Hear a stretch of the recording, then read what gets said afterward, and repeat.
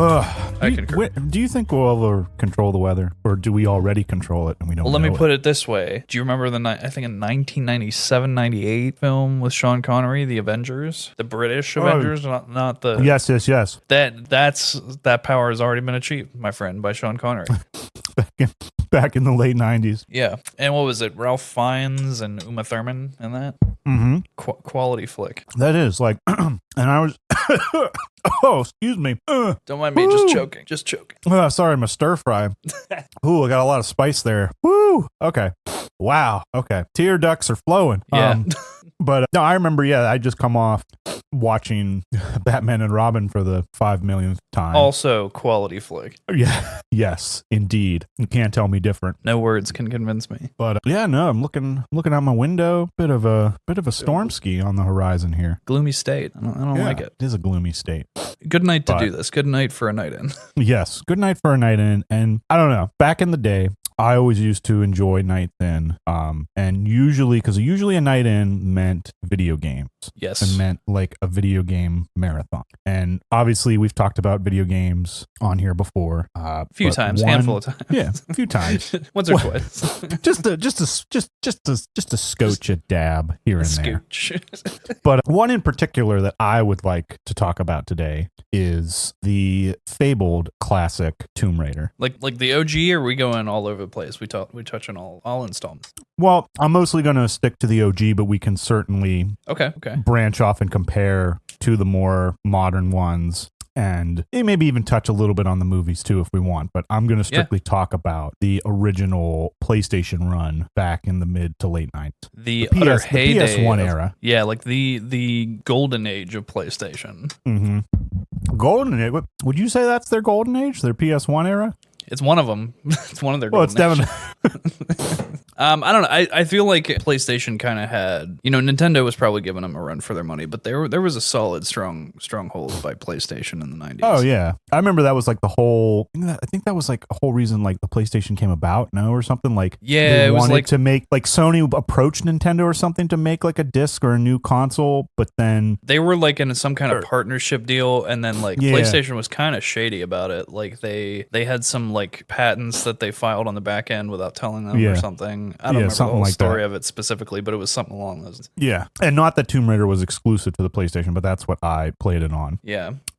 But yeah, so we're gonna get into that here today, and let me set the scene for you a little bit here, and specifically, I want to focus on. There's a specific quality of these old school games that I think can be used specifically for not just games but movies and even a novel too. I think it'd be very tricky to pull it off in that way. Yeah. But yes, I'm going to talk about specifically the art of silence and sound, because I think that's one thing that a lot of people forget about the original games. And I bring this up because the remasters just came out, the first 3 games, Tomb Raider 1, 2, and 3. Yeah, there was a bit of buzz about this. Yeah, it came out just this past February. So I wanted to maybe touch on, go back down memory road. Is that memory lane? Memory lane. There you go. Is that it? Okay. I think. I don't know. But just go back down that and touch on a little bit of these games, what I enjoyed about them, get your insight on it, compare them to the modern ones. Yeah. And then see like what we're looking at coming into the future here. So yeah, let me set the scene for you. I think I actually mentioned this story a little bit before when we were talking about Resident Evil. Yeah, you did, I think. And like I said, on days in, when you had nights in, one of the things meant video game. Mm-hmm. And a big thing was always, like back when we had like the Sega Genesis or the original NES or the Super Nintendo and PlayStation 1. Ooh, excuse me, that stir fry is still getting hit with that my spice. Ass. Got that extra spice, man. Too much of that spice.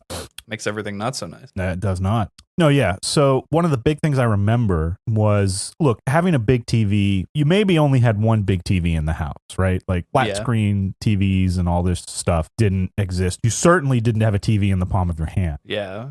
not a real one anyway. I guess you could make believe and do something if you wanted to, but the cell phone was not size, even thought of really. The cell phone was the size of a brick at this point, if at all. But one of the big things that I always enjoyed, almost like similar to like, oh hey, let's go out and get ice cream, when you're a kid, was this idea that, oh, do you want to hook up the Sega or the PlayStation to the big TV, to the living room TV? You've mentioned this a couple times, like how like for your family it was like a whole event. No, it was just a big thing because we kept it in the bedrooms. I shared a bedroom with my brother back in the day, and the gaming system was on our small TV there. That's where we mostly kept it. And then every once in a while, every blue moon or every weekend night in, it was like, oh, what if we would ask permission from our parents, like, hey, can we hook it up to the big TV? And sometimes there would always be like a pillow fort added to that. Sometimes like we would build a tent in the middle of the living room or something. I was just recently watching the episode of Community where they built a blanket fort.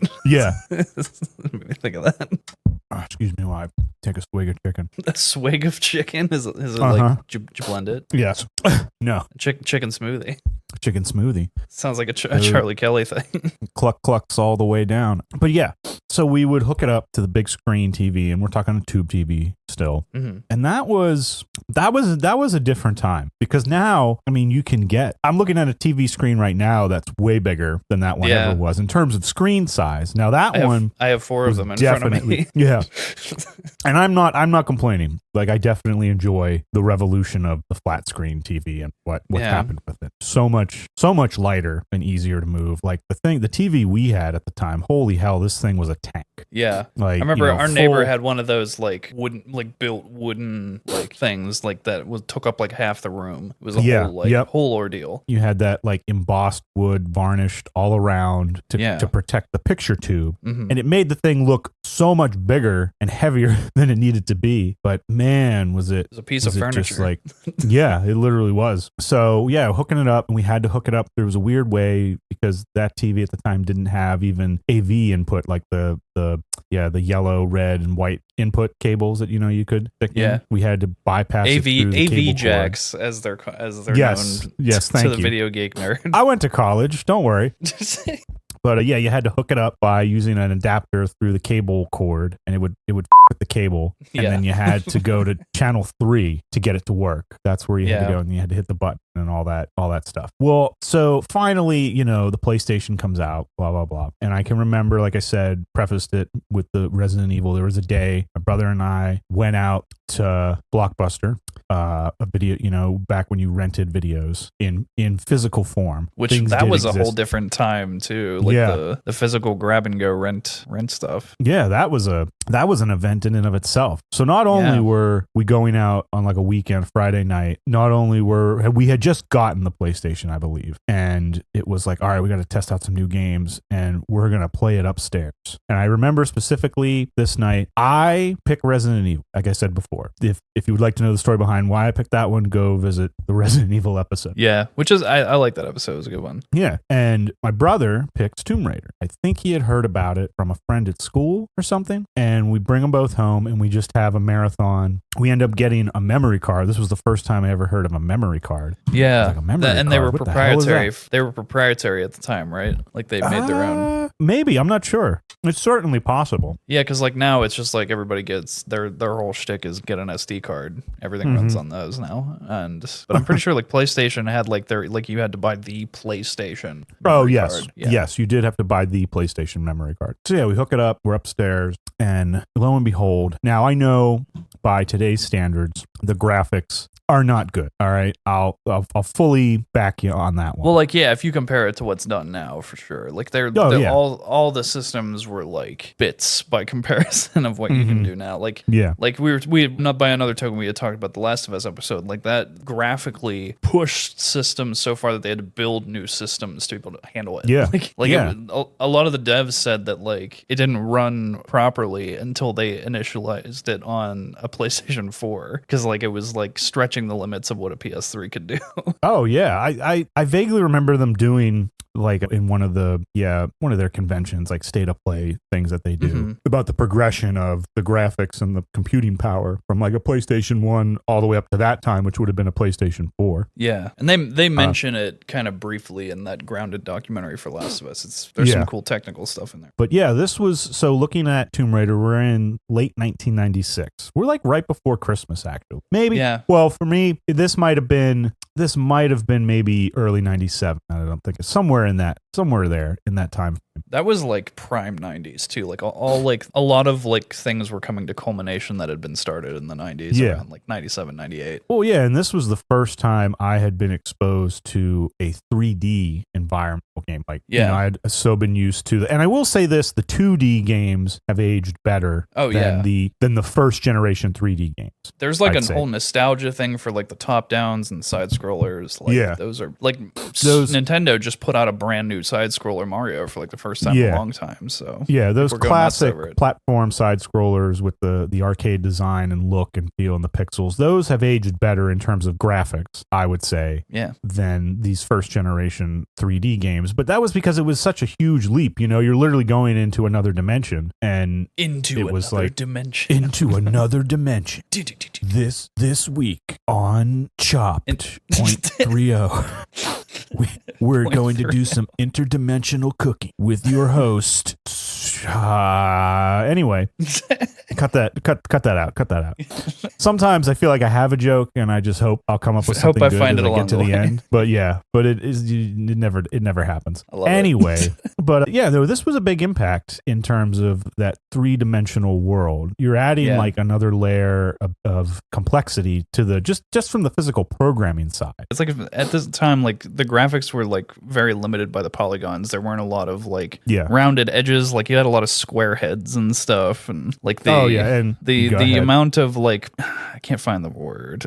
Oh, I thought you were going to talk about the square when you said the square head. I thought that's where you were going with it. I was trying not to. But, well, no, I mean we can talk about. Obviously, I think it's fairly unavoidable. It's a meme. Like, yes, the are very squared in that first game. Yeah, they figured it out in the second game. It became very memed. It was very heavily memed. Yes, no, I know it's been heavily, but we got it out of the way. But yes, no, this leap into that third dimension and adding that, you felt, for me, playing it for the first time, or well, actually I should say watching someone play it for the first time, and the audio, it was literally, for me, it was going into that next dimension up. And that leap into the third dimension in gaming was literally, for me, felt like a huge transition in that world building, that envelopment, that immersion, that emotional escape, if you will, which I feel like is the gold standard for any type of creative endeavor. Be it to move your audience in some way, be it intelligently, emotionally, thoughtfully, whatever you want. And the trick always doing that, I feel like that's the gold standard for any creative endeavor, is to move your audience. Yeah, absolutely. Be it emotionally, mentally, thoughtfully, whatever. And you want them to connect with them. Like they have to have some reason to engage with the material. It can't just be like a simple thing. Like I feel like the best quality things have to have some level of philosophy, some level of character involvement. Like you have to have a reason to be engaged. Yeah, agreed. And I know this when I talked a little bit in the beginning about just that art of silence. I think Tomb Raider does that really well. And whether or not that is just out of the limitation of the hardware at the time, which probably it was, because I know programming for the PlayStation was tricky. Again, remember, this is the first 3D at-home console, or in that era, at least. It was the first disc-based console, right? I think it was definitely one of the first. I know there were a couple, hot on its heels or close by. That was like the big thing, like in the mid to late 90s, was okay, who's going to have the next big, system shift? Who's going to enter the fray? Because up until that point, it was always cartridges or arcades or computers. But what was the next thing? And it was going towards discs, CDs, DVDs came a little bit later. Then you had had Blu-rays, the short live of the. Do you remember the HD DVDs? Yeah, they quickly became proprietary to Microsoft too. Yeah. That was an interesting trend. Yes, but anyway, I digress. With this, leap into that third dimension, I thought what was interesting, and two, I remember like there's a really good little not short, maybe like 20, 30-minute video online. I forget the name, but it's the creator of the original Crash Bandicoot. Oh, okay. Taking you through how the PlayStation worked, its hardware, and some of the tricks they used to get the full benefit out of it. Yeah. And they actually use, and I will say, if you go look at the original Crash Bandicoot game and compare it to the original Tomb Raider, the graphics are you can see that they did something different and really got the full power out of it. But because of that limitation, and the original Tomb Raider was developed by a Core Design, a British company, I believe, and then released by Eidos, and or vice versa. No, I think I have that right. Yeah, you're more up on that one than I am. And it was centered around this, female lead, which was a big thing too. Yeah, she kind of quickly became the female Batman in a lot of ways. Yeah, you had this sort of definitely an Indiana Jones female character with a bit of a James Bond edge and lifestyle to her. She's an aristocrat, comes from a long line of Crofts, and she's got a manner. She's British, and she's just going around robbing tombs. She's tomb raiding. So what was so interesting to me, this game, when I remember first watching it, was, again, it could just be the limitation of the sound design, or what, they didn't quite know what they had yet in terms of the system. Because remember, it's there was a lot of growing pains in this era looking back. Yeah. In terms, I think, for developers and how to how do I program this whole new addition? It's like when you get like a twist thrown at you in the middle of a challenge. So because of that, there were definitely some short givings, I'm sure, compared to the like orchestral symphonies that we get in games today. Like, I mean, the sound, you mentioned The Last of Us before. I mean, the sound in that alone and the score, I mean, is so just. Gustavo Santaolalla did such a crazy good job with that score. It's nuts. I mean, I couldn't without. I mean, I feel like that speaks to the heart of the whole story of that game. So when looking at the original Tomb Raider, if you go back and you look at the polygon nature of it, to their benefit, whether they knew it or not, and especially too at that time, I had nothing else to compare it to. I was the first. I had never seen anything like this before. The lack of background noise or that sort of orchestral orchestral sound, really like Hollywood style cinematic quality of music. Yeah, you felt it worked for this game and its gameplay. Sorry, that bug flew at me. Like, you shut your mouth right now. But yeah, it really, that use of silence, intentional or not, I it's not very common. What's that? No, it's not very common. Everyone tries to fill those spaces. Yeah, everyone wants to fill that with some sort of sound or noise or something, even if it's not warranted. I think this goes back to what I've said before. Look at the ludonarrative dissonance episode. You want to make sure that those pieces are all there. And sometimes the pieces, you don't even know they're necessarily there until you have like that happy accident. Yeah. But a lot of people will add, what's the term we learned in school? Like the background, like walla? Was that the term that we used? Or am I getting that wrong? For like some of the background noise that you would add? For sure. That sounds right, but I'm not 100% sure. Yeah, but anyway, how you would add, like the Foley artist would add like the background noises and stuff. In this, you truly do feel that atmosphere of being alone in a tomb by yourself. I feel like this is probably the closest thing I could get to in terms of the sensory, the audible of what it would be like to be alone in a cave, exploring, the first level, the ancient, like you're in like these ancient Peruvian caves looking for a lost Incan civilization. And I feel like that's probably as close as I'm ever going to get to that, to actually short of actually going to the Andes Mountains and finding a cave and finding a lost Incan civilization, which I don't think I'm going to be doing anytime soon. Or if you watch the movie Madam Web. Wait. Because they do that. It's like the whole beginning with her mom. Okay. I got you. Yes. Yeah. I have not seen Madam Web. I just spoiled it for you. Then I'm sorry. Yeah, thanks a lot, Brian. No, it's okay. We're in the best movie of the year. But yeah, looking at that, you have there's just literally most of the noises. I would say if I had to put this in a more professional manner, rather than me just rambling, you have this is almost a 100%. All the noises are diegetic. Yeah. In the original game, yes, it does have some couple stingers of like noise and like you have the original soundtrack on the menu screen, and when the music does come in, that's what I love about this. And again, I'll say this: I am 100% biased. This is one of my top 10. Yeah, this is one of my favorites. So it definitely holds a special place. So if you just think I'm full of absolute I don't care, but fine, whatever.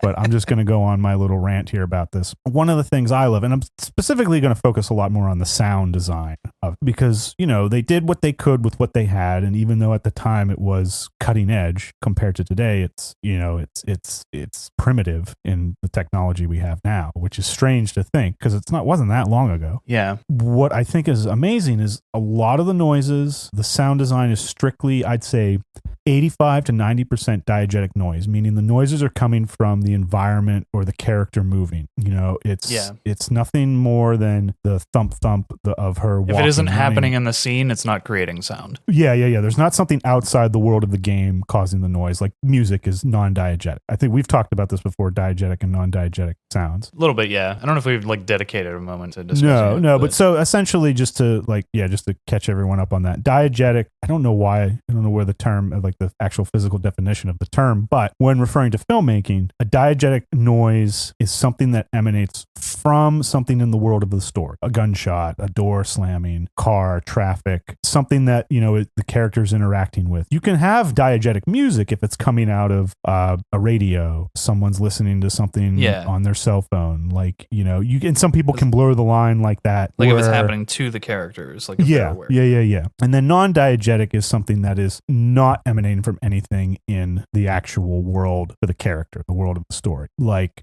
some of John Williams' great scores, Indiana Jones, Jurassic Park, Harry Potter. E.T. When those things start playing, the characters are not hearing that, and it's not coming from anything in the world. I love that. Did you ever see the what is it, Arlenauts on YouTube? They have done a couple times. I know what you're talking about. Yes, a couple times they've taken scenes and like removed the orchestral score and shown just like kind of how awkward they play out, because like without the music, like the world, like the situation doesn't feel quite as awe-inspiring. So it's just kind of funny. No, it doesn't. It does not. And I think that's what I love so much about the original Tomb Raiders, especially the first one, because when you go into the second and the third one, the original 3 games, they got better. The technology improved a little bit more, so they were able to do more with the sounds, and they were able to add more cinematic like music to it. But it's still, I'd say the original 3 still kept to the core, no pun intended, of the first game. And one of the things I love about it is that deliberate use of, okay, we can't put a lot of that just sweeping score into it, And that was one thing, I don't know, did you ever notice back in school, like how hard it was when it came to like putting music to your short films or something? Yeah. Well, that was the one thing that was lacking. There was no music department. Yeah, and it was just like you would shoot it, you'd be like, oh yeah, you'd have that idea, your imagination would just be going wild, and you'd be like, oh yeah, okay. And then you're like, oh, I don't have any music. What do I do? And it took me a while to think of this. It's like, okay, rather than trying to work with what I had at the time, which was more access to diegetic elements, like, even if it's something that's added in later as Foley, like a Foley noise, rather than trying to, call up Hans Zimmer and say, hey, Hans, Booby, I need you to write me a 15-minute score here on this story I wrote. You're like, who the hell are you? Well, you don't know me yet, but I'm going to be somebody someday. 20 years later. 20, yeah.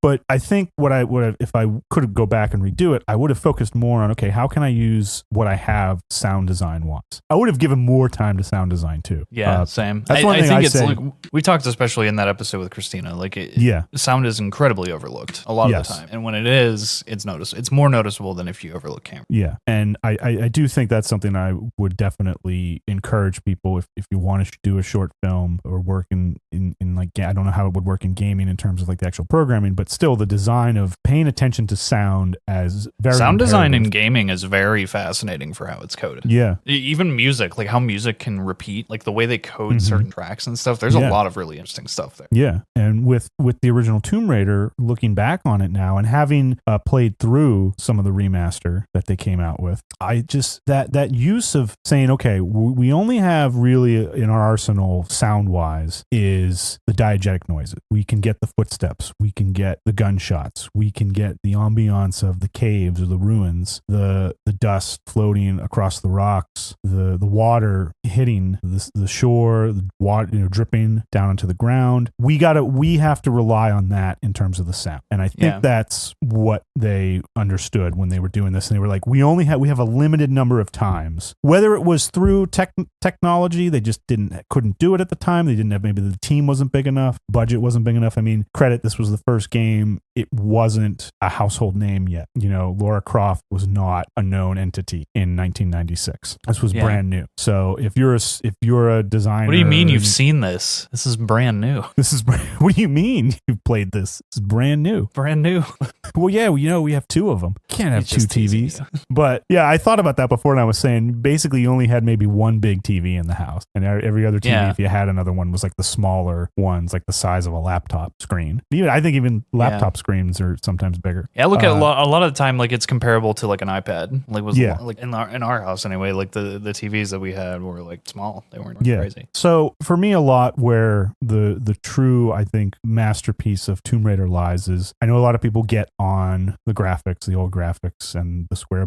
Yes. And they didn't, like, she has a ponytail, but in the first game they couldn't, again, maybe because they just didn't have enough people to devote, time to do it, because in the second game they finally give her a ponytail, because in the full rendered cutscenes she has it, but in the gameplay it's almost like she has it like tucked underneath or something. Yeah. It's just like glued to her back. Yeah. Who knows what happened to it. So in the second game, after they made tons of money on the first one, they were able to dedicate more time to refining and fixing it. Yeah. But they knew that, okay, I only have, I think if you go back through and play, there's 15, there's maybe only, don't quote me on this, I did not do the research, I'm just going through my... You didn't do your research? I didn't do your research? I never do my research. What do you think this is? You think I'm freaking working over here. I would say they almost knew, okay, we can only maybe fit 30 tracks that equal about 20 seconds each, onto this CD, into this file for people to play. So we have very limited in terms of actual physical non-diegetic score to work with. So we have to use it in the right places. A lot of them are used, I would say, for like a stinger, like, you see in like horror movies a lot, like the jump scare. Yeah.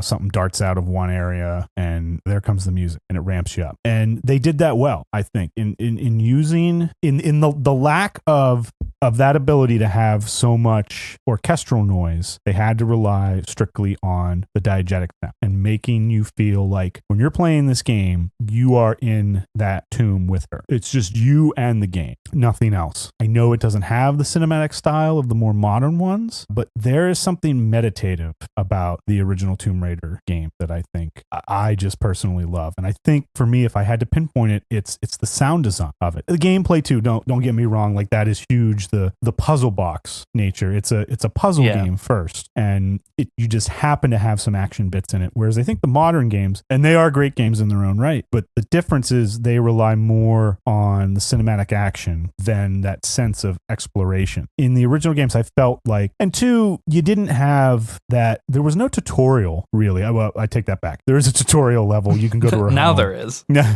you can go to her home and learn some of the things, but you can do all that's optional. You can go straight into the game. A lot of games now, they'll have like, okay, this is the tutorial section, because rightfully so, they've become more complex and they gotta, wean you into it. They gotta make that learning curve a little bit easier. Otherwise you might put the game down too quickly and they're not gonna make money. But back in the mid to late 90s, it was just your only really hope was to read the instruction booklet, and then the rest of it was just, here it is, go, just figure it out. And that to me is something that's, it emphasizes the role of the player over the role of of the spectacle these old games do. And for me, that sound design, I think, is key. Because if I go back, I almost would say this would be a funny like little experiment to do. Like if someone, maybe there is something out there, but if someone like took the original games and just added, worthless music, not worthless music, but worthless in the sense of not clearly not like heart invested. Yeah, like not to be there. And just to see like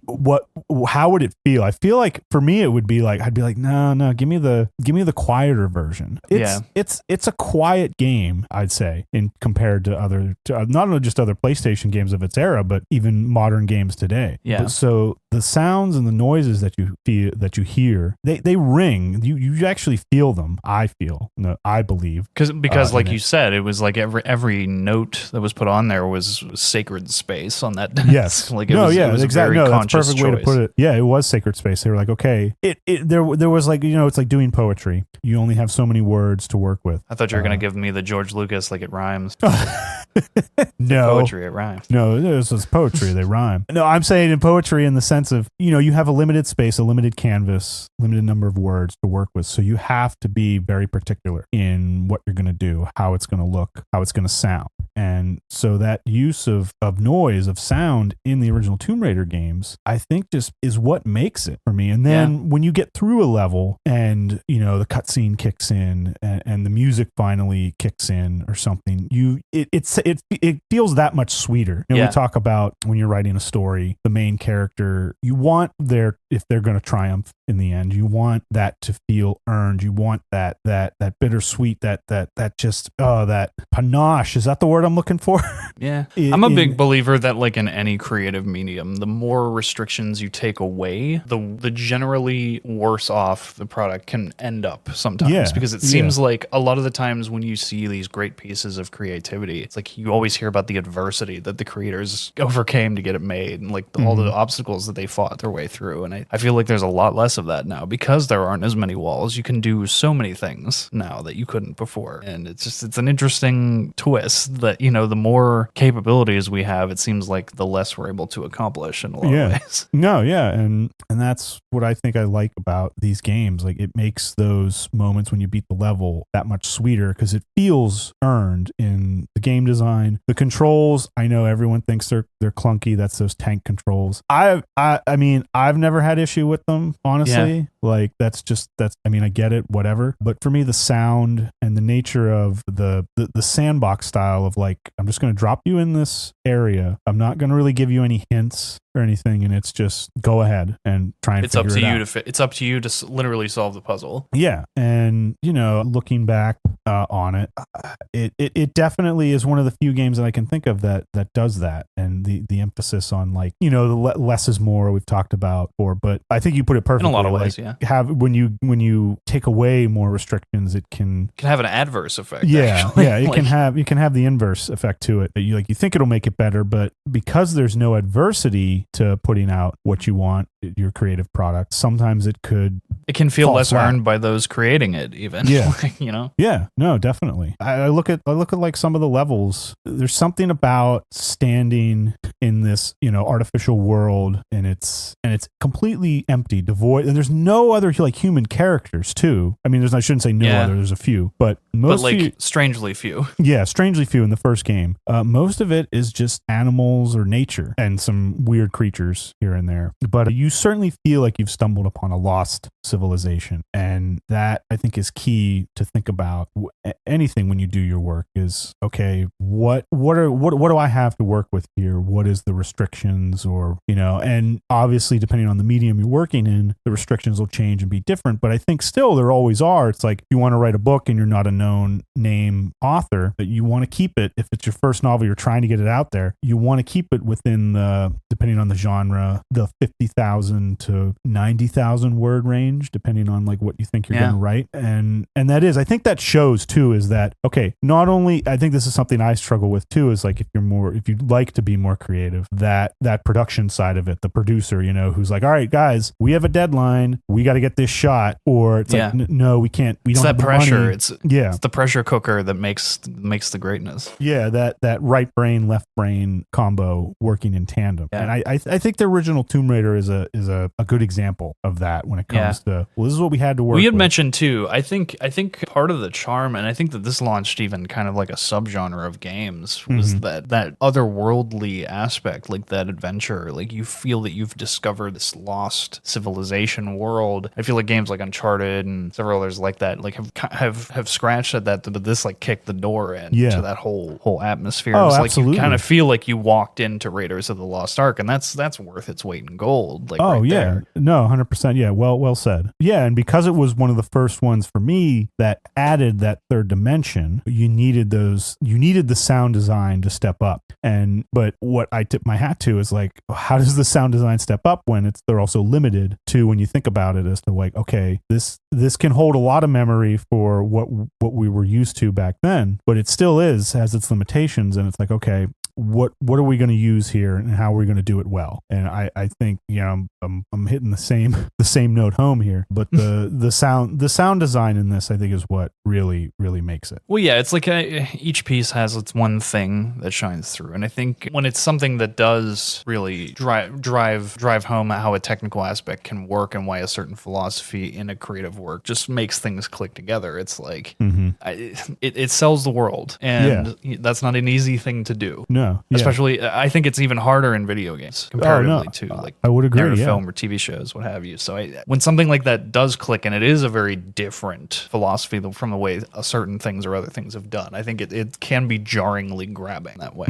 Yeah, I think that's a good thing, and a testament to the people who are willing to do things a little differently than, you know, the norm. Yeah, and if you compare the originals to the newer modern, I think they're updating it again. They're going to come out with something new, or there's going to be a Tomb Raider show or something. I don't know. I've heard rumors about that. The rights have floated in and out of a couple of different areas. I think it's Sony that has it now, if I'm not mistaken, if it's not bouncing to Amazon or somebody like that. Yeah, but yeah. Yeah, so it'll be interesting to see where that goes. I think, you know, you had mentioned briefly touching on the movies. I think that the Angelina Jolie run had great successes. You know, obviously it's flaws, but I think that it was nicely dovetailed by the Alicia Vikander ones. Like everything that one got wrong, the Angelina Jolie ones got right. Yeah. Vice versa. Yeah. Yeah. I think, you know, I think that's one thing I'd be interested to see if someone could pull it off in terms of if you turned it into a movie, is look at the sound design of the original games and be like, okay, how do I mimic that? Because if you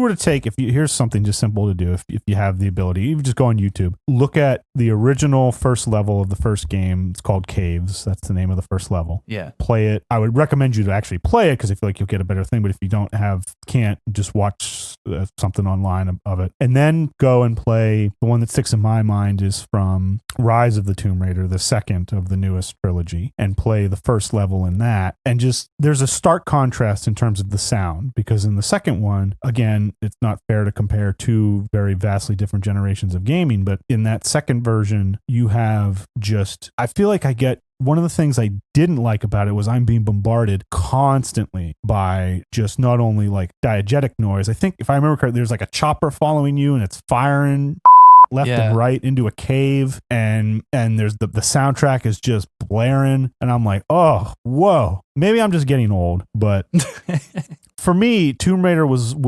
more of a cerebral interpersonal game in terms of, just like I said, just you and the game and trying to get past it. That was it. There was a simplicity to it. Yeah, and it's that puzzle aspect. I'm a big fan of like puzzle style game, like situationally puzzle style games, and this is definitely a big one. It is the equivalent of a jigsaw puzzle. Like, you just want to have quiet, like, you know, put together a puzzle on your desk somewhere at home. That, I'd say the original Tomb Raiders, especially the first one, is the equivalent to that. Yeah, it's a cousin. Uncharted kind of grabbed that pretty well too. Like they got that idea, and that's what. But no, I mean, Tomb Raider, it's been around for a while now. now. Definitely Lara Croft is a household name, definitely iconic, a character that's entered our lexicon of characters, like, you know, how like a Superman is or something along those lines, or Indiana Jones or Batman, whatever. Batman, whatever, you know, pick who you want. But yeah, I think looking back at these original games, that sense of knowing what you want to put out and working within what you have, and it created a phenomenal use of sound, I think. When it launched such a franchise of games too. Yeah. Like this like blew open the door for PlayStation. Like yeah, absolutely. Genre games were going to be the thing, and they definitely took note of that. Yeah. And I feel like, especially as like Microsoft got off to their start during the PS2 era, like they definitely emulated that model. Like they were going after genres as their big heavy hitter originals. Yeah. And these games are not easy in their own right. Like, I mean, if you really want just to play through them is tough, the original ones. And I do encourage, like, especially the remaster. They've done a good job of polishing up the, you know, still keeping the essence of the original games. And you can switch back and forth, which I really like. You can easily just click a button. You can see what it looked like originally, and then you can tap on the HD, you know, revitalized graphics if you want. But they did a good job. Which isn't an easy process in its own right. I mean, I know a lot of games have not been very successfully remastered. I've been hearing some bad things about the Battlefront series that just came out. And a few other things. So it's, you know, when one does click into place and they do it justice, it's a big credit to the people involved. No, absolutely. They did a good job of like a loving restoration, I think I would give this. But yeah, if you can, I recommend, if you have the time and you need to, you're going to make it a night in with Tomb Raider. Grab the remaster, play it around, you know, and just sit there with the game. You know, put the phone away and just sit there and play that game. You know, I think that too is what it reminds me of, as a time when you could still unplug at the time when this came out, you know? Yeah. There was not as much to unplug from. Yeah, I know. Yeah, compared to today. And I think that's why I enjoy these, because they demand your focus and attention too, with the way the game doesn't spoon feed you like where to go next. You kind of have challenges you. It forces you to think a little differently. Yeah. I love puzzle systems like that. Like I said, like to be challenged. It's that jigsaw puzzle equivalent. But and they are tough games. And I know a lot of people try to do no save, no loads, no meds runs, where they basically play the whole game through without ever healing or saving the game. It's nuts. So like a permadeath run, essentially. Like if you die once, you got to go all the way back to the beginning and start again. People have done it. A couple of games like built that into their difficulty systems too after a while. Yeah, but yes, no, I give it a shot. I agree. It's a good one, and one for the books. Yeah. With your host.